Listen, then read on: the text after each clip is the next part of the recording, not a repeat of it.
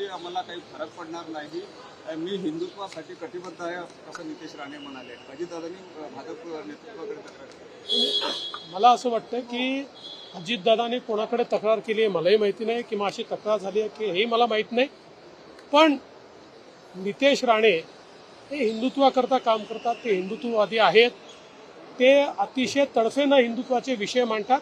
अर्थात हे विषय मांडताना कधी कधी ते जे काही बोलतात त्याचे वेगळे अर्थ निघतात.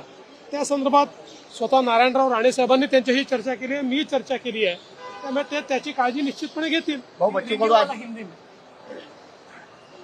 जो हमारा विपक्ष है वो लगातार महाराष्ट्र की बदनामी करता है. उन्होंने रिन्यू पावर इसका प्लांट महाराष्ट्र से गुजरात में गया, इस प्रकार का नैरेटिव तैयार करने का प्रयास किया. रिन्यू ने आज स्वयं